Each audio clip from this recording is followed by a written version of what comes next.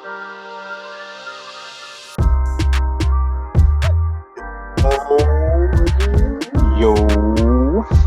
what is good, my boys? Season 2, episode 2, January 18th, 2022. It is Tuesday. It was a beautiful football weekend.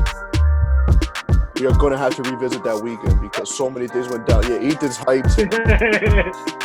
We're going to talk about what happened with the Bengals for the first time in a long time. I'm not even going to do the math right now. A long time.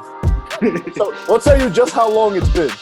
But for the people who have never seen any episodes, I'm Daniel. I'm Chris. I'm Ethan. And Ethan, the other channel. Any news on that? Woo! SneakerCon Fort Lauderdale last week. We're gonna be posting this week. Don't worry. Word. So I'll have the video link in the description if you guys want to see. Ethan is doing vlogs of him at sneaker shows, and at some point we're gonna start doing sneaker reviews and pretty much a lot of the sneaker stuff we're doing on this channel. We're gonna move over to a different channel for sneakerheads that want to focus on sneakers, and this will be for the people that want to hear us talk sports and life talks. So again, crazy NFL weekend. We got to break everything down, see how many predictions were right, and then we're going to talk some NBA because the NBA is insane right now. What's that jacket you got on right there? My New York Knicks. Got a rep, but we'll talk about that now. So guys, with that being said, let's get it. Let's get it. Get it.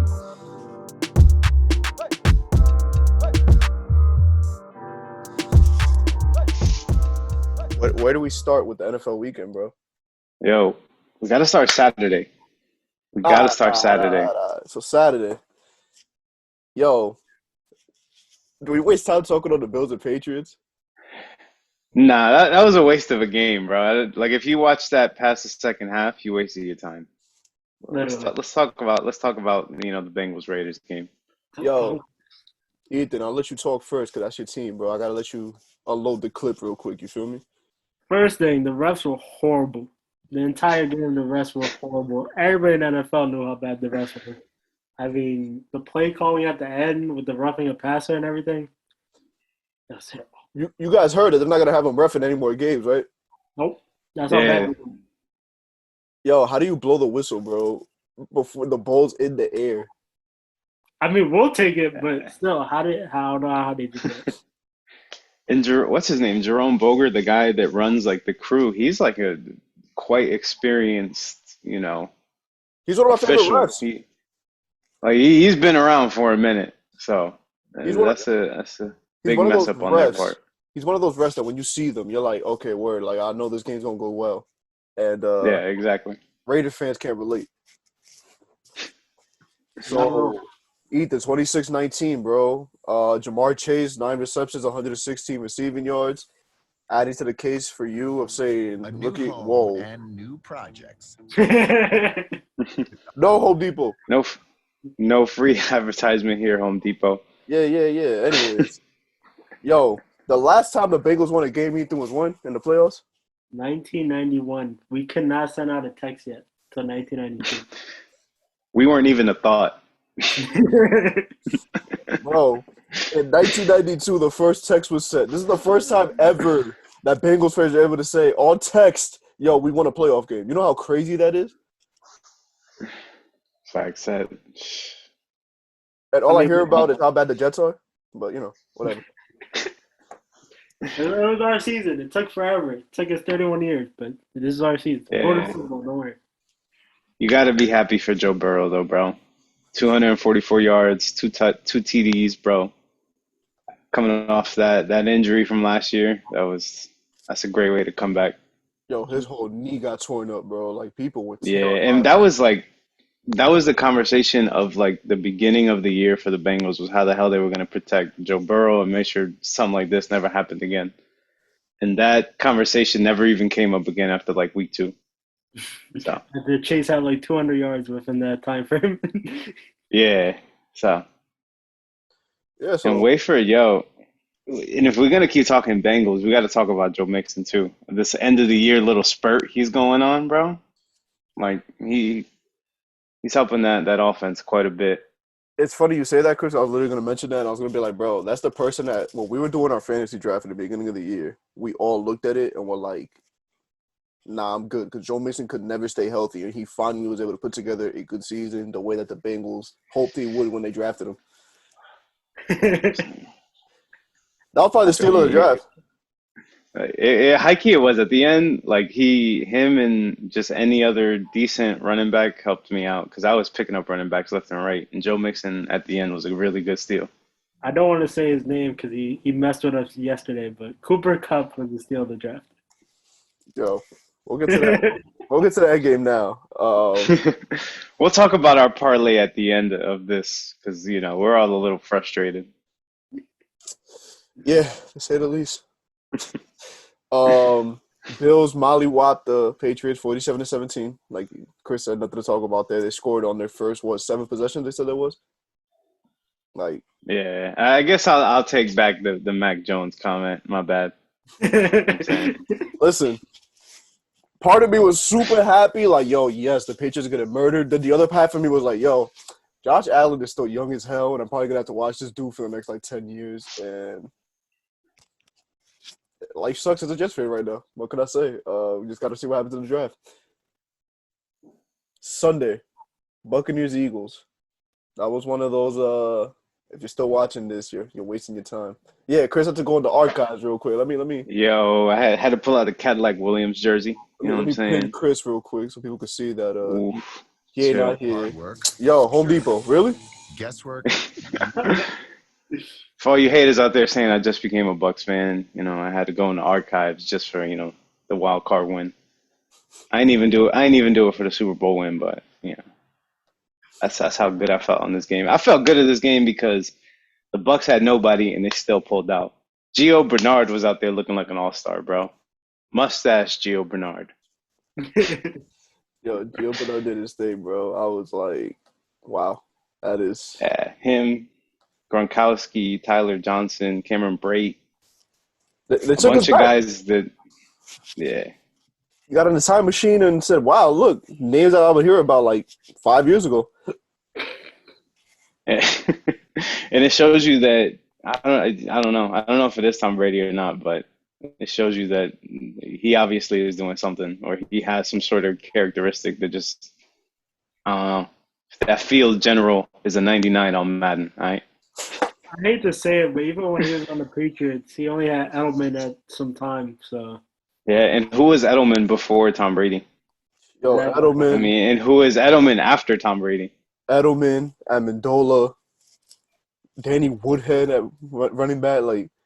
Yo, these are people that aren't even you put them on any other team, and I don't even know if they'd be able to do what they're doing, bro. Look at Woodhead. Woodhead found a spurt this year for 2 games, and he's been irrelevant ever since. So. Yeah. With that being said,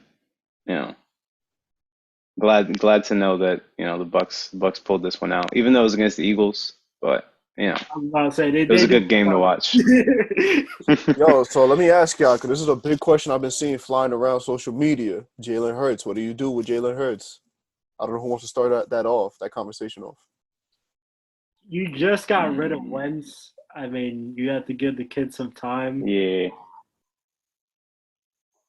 I was just gonna say you can't cut him loose that quick, man. It's only been 2 years since you got rid of Wentz, so and it's not entirely his fault. I mean, look at the pieces you put around him.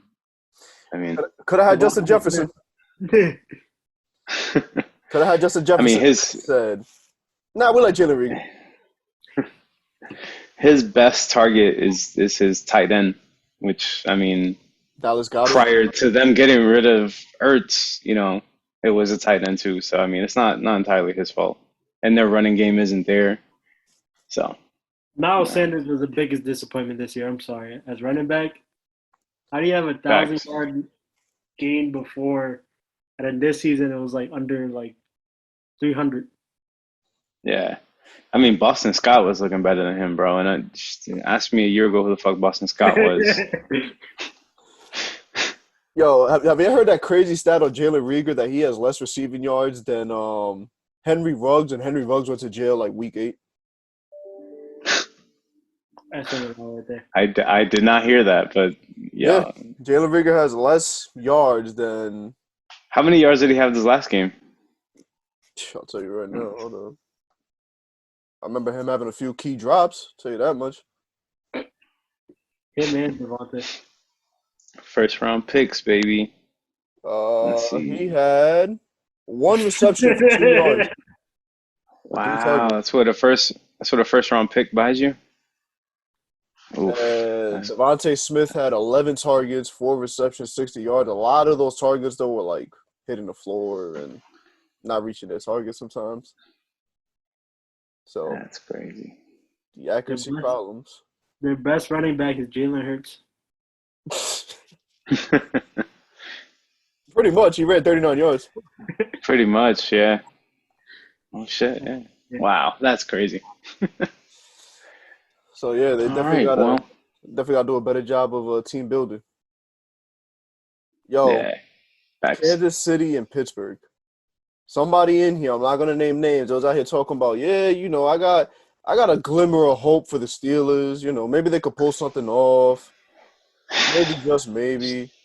I just didn't want to see Big Ben go out that way, dog. Oh, I really didn't think he went out like that and more. I'm not a Steeler fan at all. I can probably give a damn less about the Steelers, but that whole draft class, I wanted to see them go out the right way, and obviously Big Ben wasn't too concerned about that, the way he was throwing the ball. So Patrick Mahomes, does he look playoff ready, or y'all gonna blame the Steelers defense that is supposed to be one of the best defenses in the league name wise? Oh, whoa! I said name wise. Whoa! I wouldn't say one of the best defenses in the league. Name wise, but nah, he looks ready. He looks ready. He definitely. 400 plus yards with like how many touchdowns did he throw? Like 6 or something like that. 5. There you go. Like, yeah, he looks ready. Even Kelce threw a touchdown. So I'm just looking at the score on that line. That's insane. That should not be allowed. 5 touchdowns, 400 yards. I knew it was getting bad when I saw Travis Kelce throw a touchdown. That's when I was like, all right, I'm going to sleep. Yeah, I didn't watch the second half of that game, not going to lie to you. I decided my bed was a better place to be. Don't blame me at all. They had Brian Pringle look like an all-star out there. They had a lineman catching touch. It was bad. Yeah. Steeler Nation. And it's crazy because I didn't see too much of Hill. It was definitely like centered around Kelce and like some other. They were spreading the ball out a lot. I saw, which is good. Besides that one bomb to Tyreek Hill in the end zone, that was really all he did. Crazily. Yeah. And then you had the Rams and Cardinals, bro. Are we gonna skip the cowgirl? Oh, you want to even talk about that? Because they suck. We had to speak about them. I want to. My bad. I'm still heartbroken about that parlay. That shit is bugging me. But Cowboys, bro. What do you guys want to start? Do we start with the famous 14-second play? Do you start with the whole game? Because obviously they got to that point because they sucked the whole game. Like, where do you guys want to start? Yeah, any Cowboy fan that is gonna blame that loss on the last couple seconds there, like, hold it, all right? Because your team shouldn't have been playing that way the whole game for you to get in that predicament, okay? So I'm gonna just put that out there. They couldn't get anything going, like, at all. And San Fran just kind of let them come back in the second half and was like, all right, I guess, we can make this a close game because the first half was not close at all. So, I don't know. How do you guys see it? I had some hope. I had some belief in them. I thought they would do good. 49ers, Deebo Samuel just completely took over. Yeah. I remember I said it. This is going to be the upset of the week. I'm picking the Cowboys because of not trusting Jimmy G, which Jimmy G did not look great either. But the Cowboys' offense was even worse than expected. For all the big bettors, I took the San Fran, what is it called, spread on this, and I won $89. Little come. Someone won last night. Thank you. Oh. The 14 seconds now. Yo, do you entirely blame Dak Prescott on those 14 seconds? Or is it coaching? Is it Like, who do you blame on this one? They're blaming coaching because they supposedly the rumor is they're looking for a new head coach, and but Jerry what do I Jones' know? son came out on his podcast and said, "Yeah, he's gonna be back next year, Mike McCarthy." So we'll see. It's gonna be interesting. On a podcast. Hopefully. Well, not hopefully because I can care less, but. You sure? No, I get you. You don't want to see people getting fired out here, but I mean. And, he's a Super Bowl caliber coach with Green Bay, which, I mean, he should have won more than one, but that's just my opinion. You just gonna go like this the whole time you talk about him, huh? Quote unquote Super Bowl caliber. Bro, that team they should have won more than one Super Bowl, but we ain't gonna get into that. I mean, when you draft Jordan Love instead of drafting position players, I guess that'll do something to you. Yeah, guess so. Yo, I mean, I'm blaming coaching. If I'm Mike McCarthy, I'm telling Dak Prescott, like, yo, bro, do not try to get as many yards possible. Just get to whatever the hell you can get to in the next 4 seconds, slide and spike this. And Thanks. to not even know that you got to hand this ball to the ref and they're trying to, like, get this off before the ref even touches the ball, like, bro, I blame coaching on that because that's something you got to drill into your players' heads. Like, yo, in this situation, find the ref. 1,000 times find the ref. Somebody on the team should have known, I got to find this ref and give him the ball. Anybody. Yeah. Lineman, back, running back, wide receiver. Somebody had to know. Bro, that's like high school. That's like college, like, level stuff. It's like that is something that you should know as an NFL player. Like, that's crunch time. Like, that shouldn't be, like, this shouldn't be a topic of conversation in professional sports. And it's, obviously the cowgirls. So it's, it's inevitable. 49ers run game, bro. Can't stop it. What can I say? That Deebo Samuel rush touchdown. Mr. Daniel called it. Literally. I mean, it's because they like using them, bro. Like, what other wide receiver, look like a running back out there besides, I guess you could say, Cordell Patterson, because he's a running back that could also play receiver. That's it. Yeah. That's really it. And even then, he's not at the athletic levels of Deebo Samuel. So Deebo Samuel. He's a different breed, man. It's going to be interesting to watch him this coming week. Yeah, no, he is. He is. But can we talk about the Rams-Cardinals game? Bro, it's funny because we all picked the Rams. We all knew the Rams were going to blow out the Cardinals. We're like, yo, let's get interesting out here. Let's make the game fun because we know it's going to be a blowout. Let's do a parlay. We've been seeing a bunch of people having fun with it. Yo, let's get it. All right. Chris starts off. Yo, Cooper Kupp touchdown anytime. I'm like, yo, I'm going to take Odell anytime touchdown. First person to score a touchdown in the game. Ethan goes, yo, let's take James Conner anytime touchdown. We all agreed on the Rams winning this game. Chris brought up an interesting topic that we all thought would be a great thing to throw in there. And what was the parlay that we threw in there? What was the last bet that we decided to throw in last minute? Cooper Kupp over 100 yards receiving. And what was more painful? What was the other one that we kind of got scared of that we said, let's not do it? Matthew Stafford over 1.5 rushing. Had the same odds as Cooper Kupp, 100 yards receiving. Now, for the people that think we're stupid because, he can't rush 1.5 yards. Yo, we did the math. I looked at the stats. What was the number? Like 12 times he didn't get over 1.5 rushing yards. It'll be like -5, -1. He saw Kyler Murray out there running it, so he said, let me go out there and do my thing too. I could run too. He said, white man can run too. You know what I'm saying? Yo. But so we obviously got the Odell touchdown. We got the Connor touchdown. We got the Coop touchdown. We got the spread. We did the alternative spread at 2.5 for the Rams. So everything was looking hunky-dory around third quarter. We was looking good. And we noticed that Cooper Kupp has like 16 receiving yards, or at least I noticed. I don't know about y'all, but I was looking at that the whole time. I had to stop watching the games. I'm like, yo, this is going to eat me alive the next quarter. Like, let me just go upstairs. It's going to happen. I'll go upstairs and not watch the game so it could just happen on its own. Yeah, I got so frustrated when the fourth quarter hit and this man had 16 yards. I went and I was like, I'm just gonna take a shower. I'm like, I'm gonna discombobulate myself from this situation. And I come back and this man has 60. I'm hearing like the TV in the background, like, oh, why is Cooper Kupp still in the game? You know, they still have to start preparing for Tampa Bay next week. I'm like, oh shit, there goes our money. Now, So granted, we didn't bet a lot. We betted responsibly. So if you're gonna be out there betting we did. off of our picks, bet responsibly. So I'm not trying to hear no comments about, yo, y'all lost me mad money. Yo, we not analysts. We not bettors. We just do this for fun. Yeah. We only bet $10 each. So granted, it was very safe betting, you know. But if you got any suggestions, throw them down below. We may listen. You know what I'm saying? Anytime touchdowns, first touchdowns, anything like that.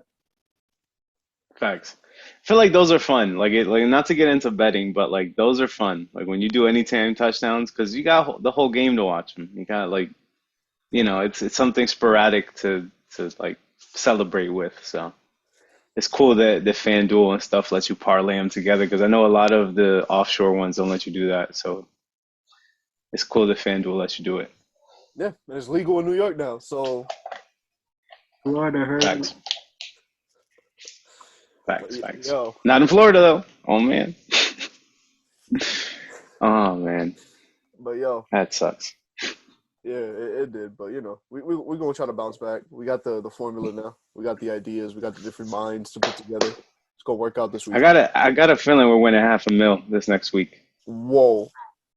Throwing that out in the air. We're winning $500,000, bro. Whoa. 17 player parlay. We're winning $500,000. Just know you when we're $500,000 richer, you're gonna come back to this and be like, "Whoa, Chris called it." Chris just bought a boat. I'll be like, how? That parlay. I don't know, bro. You gotta be in the Radical Souls Club to know. Gotta be in the inner circle for all that information. Yo, it's crazy. You know how much money we could have possibly won people in the last year? Because I know last year our records are crazy in the regular season. We were out here doing better than so-called analysts on ESPN and all these other shows. That's facts. We should like this next upcoming season, we should do like the dollar bet, like money line kind of thing. Like bet on every game, bet $1, and by the end of the season, we'll see how much money we started with, how much money we ended with. All right. You put $1 on each game. Yeah. I'm so down. We'll see how that goes. Right. Shall see.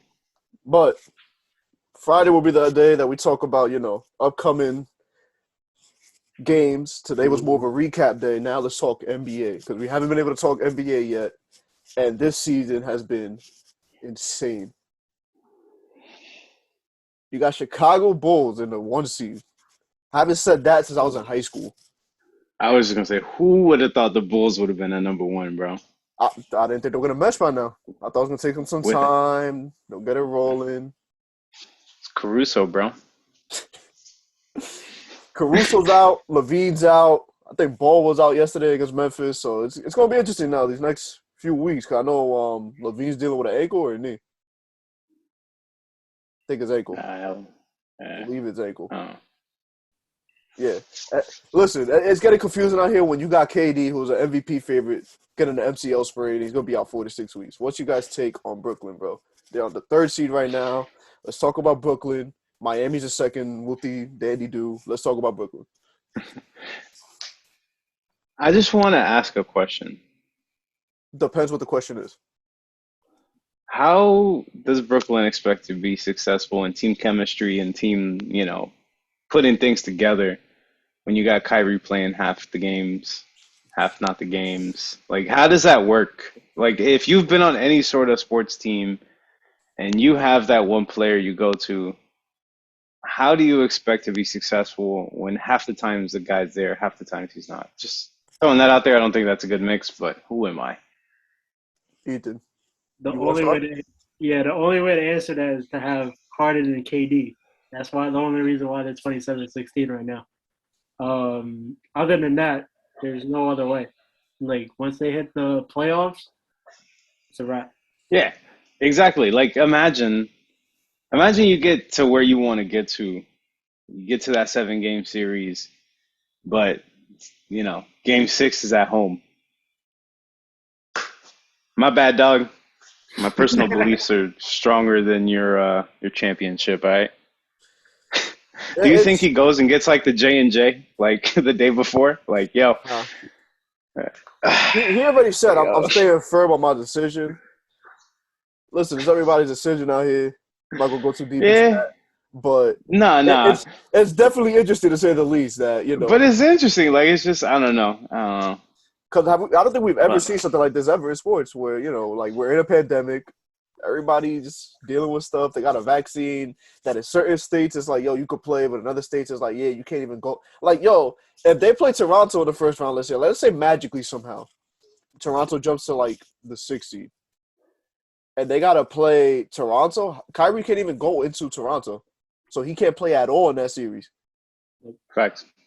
So it's like Chris said, how do you do this? And honestly, I think the real question is going to be, does he play in the playoffs? Like, are they going to use him? Or are they just going to be like, yo, you know what? Never mind. Let's just go to Patty Mills. Yo, good looks. You helped your value. You can still get your contract next season. But that's my point exactly, too. Like, let's say Patty Mills is on a roll. Patty Mills is, they found that chemistry with Harden, and let's say KD comes back from the sprain, and everything is looking good, and they found their motion. You can't just throw, like, it's not like he's a shooting guard where you just kind of pop him in there. He shores I can't even talk. Makes a couple points and then comes out. No, he's a point guard. Like, he runs the floor. Like, that's a way different position than like any other position on the floor. It's not one of those things you can kind of pop in and out game strategy wise. Like, I don't know. Either jump in, bro. What do you do here? You start looking at trades at this point. Just try to trade as many players as you can to get value. Because with Kyrie, like you guys said, as a part-time player, you're not going nowhere. Toronto, you can't go. Half of these games at home, it's not going to work out. Well, let's say the Knicks jump up to 6. He can't play in New York. He can't play here. He can't play in MSG. He's not going to be able to play against the Knicks. That's already 2 teams in the playoffs. Like, that's hard by itself. Yeah. You would think, I don't know, like, maybe it's just not, you would think the Players Association would do something by now? Or do you think, like, this is a result of that, or this is just you're on your own kind of situation? You're on your own. Because you took that route. It's bro, they got to think about everybody. You don't want to be the NFL, the NBA PA and show favoritism just to one person. Because it's like, yo, who are you, bro? Like, we all one community, one team, one group of people. Like, we're not gonna just change everything around for Kyrie. And at this point in the season, try to change it's gonna be hard. And like you said, Chris, the same thing happened with Patty Mills earlier. He was on a tear. Kyrie came back, and now all of a sudden he is starting to fade away, like slowly but surely. And a lot of these games are on the road this next few weeks while KD is out. So it's gonna be interesting to say the least, man. Facts. Let's go back to the standings. Cleveland in 4th. Who in the hell would have thought Cleveland would be in 4th place? The Milwaukee Bucks are in 5th. The 76ers are in 6th. Are they going to make a trade? A lot of rumors out here about James Harden potentially getting traded to the 76ers. They're talking about James Harden not being, very sold on staying. People are hearing rumblings of him wanting to get a nice little change of scenery. Who knows what happens these next coming weeks? This is going to be crazy. Facts. You got the Charlotte. Who would have thought this? My bad, Chris. Go ahead. For 5 and 6, who would have thought 5 and 6 would have been where they are right now, bro? Like, that is such a crazy mix-up. If you would have just put 1 and 2 where 5 and 6 is now and flip them, like, you would have said, all right, that makes more sense. But yeah, this Eastern Division is just weird. And look at Boston at 10. Yeah, I was about to say, like, yo, Hornets are in 7th. The Wizards are in 8th, who people thought were going to be like a low playing team. The Raptors are fighting for 9th. Boston, like you said, was supposed to be one of those teams that take a step. They're in 10th. The Knicks are in 11th. The Knicks always being mediocre is always. I mean, we play the Timberwolves tonight. They can jump back in, but it's gonna be a little hard out here. The Atlanta Hawks, bro, a team that was in the Eastern Conference Finals, is in 12th, and they're 3.5 games behind the Knicks right now. Facts. And they didn't change anything on that roster. They brought everyone back. They got the same roster. It's a mess out there. The Pacers are in 13th. They got to blow it up ASAP. The Pistons are Magic. I'm not even talking about. Then you got the West, bro. The Warriors, who started off so magical, are 3 games behind the Suns right now. The Grizzlies are in 3rd place. Ja Morant is out here on a tear. Yo. The Utah Jazz are in 4th. Dallas is in 5th. The Nuggets are in 6th, who everybody thought was going to be a great team again. And the Lakers are all the way in 7th place, bro. Look at that. I was just going to say, like, if anything sticks out on this Western Conference is the Lakers, bro, at 7. That team cannot figure it out, bro. Have you seen that? I was watching a video last night where they got a rebound. LeBron is the only one down court, and it's a 1v5 because nobody hustled down court to go down with him. Yeah. It was just like one of those like just random sporadic like complex, videos, but I was like, wow, it just shows you the dysfunction on that team, like the non-cohesiveness that they have together. Bro, it's hard. I mean, you got Anthony Davis in and out of the lineup. Homie's made of glass. And then you got to add on top, like, bro, they've had a different team every year since what? LeBron got here? Facts, yeah. He got here with Lonzo Ball, Brandon Ingram, all these kids, trades them for Anthony Davis to build another team, go to the bubble, win a chip. Last year, they changed the whole team around. AD gets hurt, couldn't even make it out of the first round. And now this year, they have a completely brand new team again. How do you build like Chris said, the biggest thing when it comes to the championship is chemistry. You got rid of Cruz. You got rid of Trez. You got rid of so many people on the Wizards right now, and look at them. They have a better record than the Lakers. Yeah. Cruz is out here posterizing people. Grabbing double-doubles. Yeah, bro. It's crazy. Then you got the Clippers in 8th. I mean, Kawhi got hurt. Paul George got hurt. The fact they're even in 8th is incredible. Portland, Dame out. Who knows how long? They're saying that might be his year. They don't even know yet because it was a abdominal surgery. He's going to be out, 46 weeks? They reported at first? Yeah, there's other reportings out there that are saying it might be the season for him. Like, at the rate the Trailblazers are looking, the way that other players are, like, developing, they might just shut him down. Sacramento Kings, like always, trash. The San Antonio Spurs, falling behind. Yeah. Pelicans, I mean, without Zion, have been horrible. The Thunder, I mean, I'm gonna keep it a stack. Yo, the Thunder got almost the same record as the Pacers, and they got nowhere near the talent the Pacers have. Nope. And y'all be losing games on purpose. Don't think y'all slick out here. I be watching what y'all doing, bro. Shai Gilgeous-Alexander goes off for like 20 or 30, and then they're like, all right, bro, you could take a week off on the bench, and I'm like, oh, he had some right knee soreness, some toe issues. Get that out a little bit. Yo, y'all are incredible, man. Like, y'all need any better picks, bro. Y'all got like 15 picks this year, bro. What the hell you need a better draft pick for? I mean, Rockets got Jalen Green, and look how they're doing. So we need picks too. Last place, 32. But we just ran through the standings real quick. What's been the biggest takeaway for you guys this NBA season? I know the Lakers are 1. What's the other thing? I don't know. You got it. No, go ahead. Please go first. I won't say takeaways, but I love seeing the East better than the West this year. Usually it's the other way around.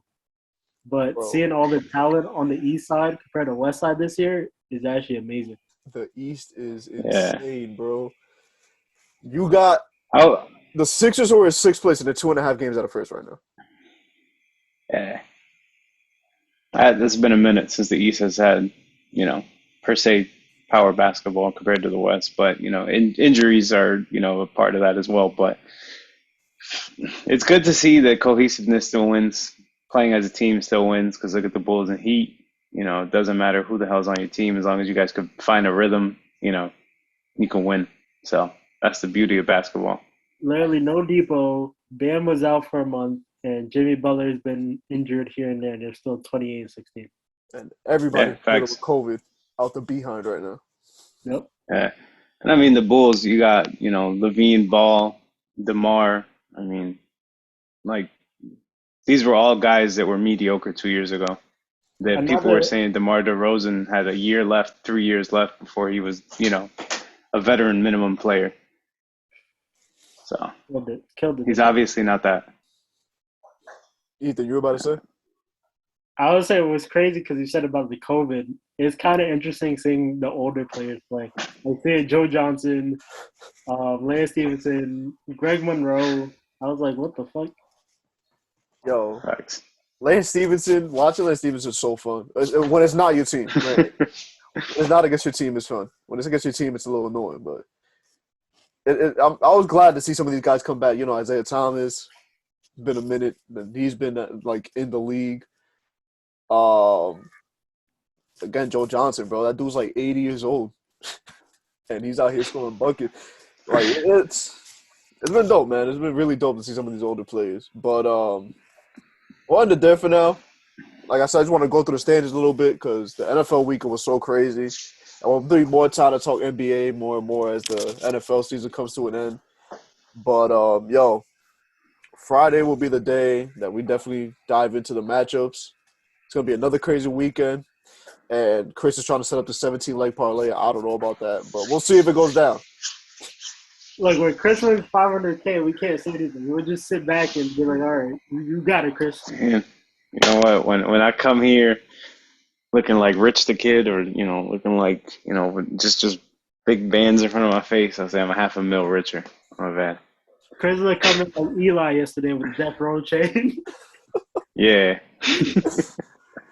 But, yo, guys. Oh, man. If you come back to the Radical Souls podcast and we all got different sorts of pyrotechnics and stuff and, we all got these, fancy things, I won my parlay, all right? If you don't see it, we're going to be talking about the heartbreak of 6 different players that didn't hit. Facts. But, hey, that's why you bet responsibly, kids. Facts. Imagine putting 100K in that and not having that. Ooh! Oh.